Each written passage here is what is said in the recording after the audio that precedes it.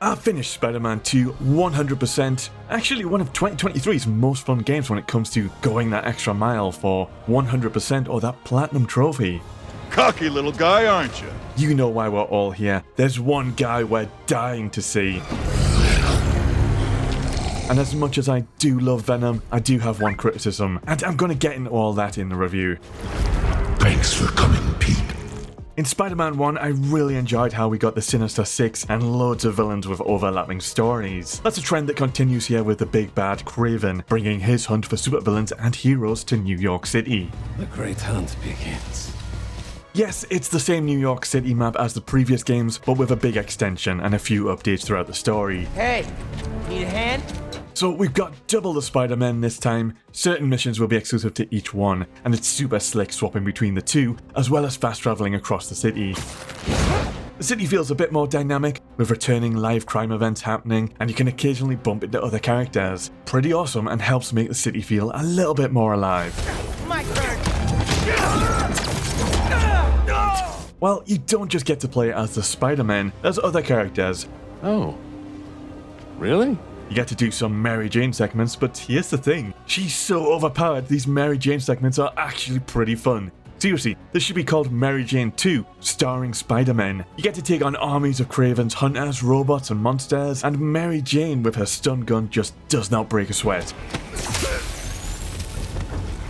Hey quickie, trying to grow the channel, really want to level up my subscriber count because that's going to unlock early review copies of games. Would be really nice to get access to games earlier for videos, and you're going to want to stick around to see where Spider-Man 2 ends up in my top 10 games of 2023. Thank you.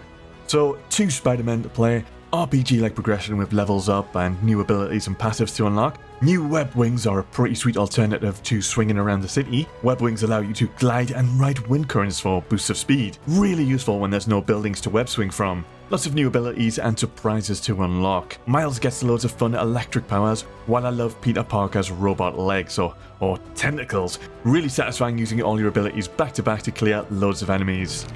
Eyes on the target.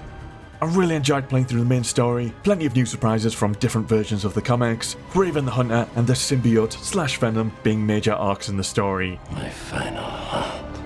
Really awesome, the whole thing blew me away, but occasionally there would be some painful story moments or missions. I'd have to push through things like these bike segments that completely break the pacing. The bike is horrible to control, especially when you're used to web swinging through the city.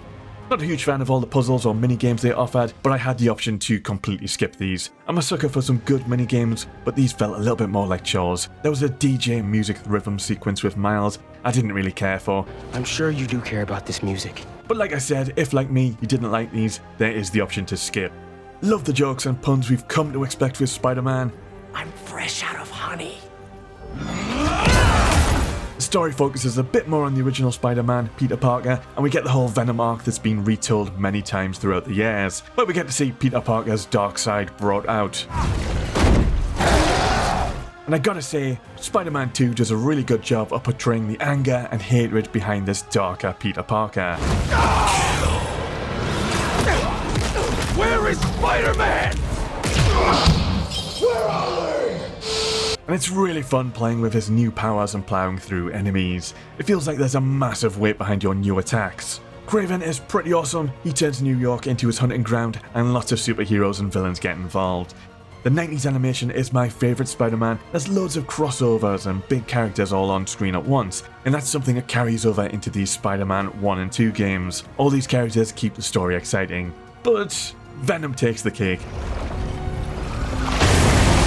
Big fan of Venom, especially when he's messing with Spider-Man. He's a bit of an anti-hero. Please! Insomniac have done a really good job with Venom, but I mentioned earlier I do have one big criticism. They've decided to steer away from any comic or source material and change the very identity of Venom. Now Insomniac have been quoted saying they're interested in doing a Venom spin-off game, so maybe things could change in the future. But to be honest, that's my pet peeve and I don't think the average Spider-Man 2 player will care about this. Outside of this, Venom is awesome. The game map is full of your typical open world bollocks and very similar events and activities to tick off. But to be honest, this is one of the few examples where I feel like a good open world really suits the game. Protecting and patrolling New York City is very much what Spider-Man is about, and it's fun going for 100% and that platinum trophy. Some side activities lead to a final confrontation with certain supervillains, while others are just left unfinished and open-ended, which I speculate might be opportunities for future DLC. So, what do you think? Okay, so very happy with Spider-Man 2. Got my personal nitpick with Insomniac changing the identity of Venom for now. For now. I'll be honest, it doesn't make huge strides over the original Spider-Man for PS4, and I even had a few bugs where I had to reload my previous save to continue. The core gameplay is just fun, to the point I went and ticked off all the open world stuff for 100%. It's about 25 hours to 100%, with 15 hours of that being the main story. Yes, it's awesome with Venom and Kraven, but you've also got those slower moments. Defo worth playing, but £70 is quite a lot. Maybe wait a little bit for a price drop, or grab this if you've nothing else to play on PS5. Peace for now.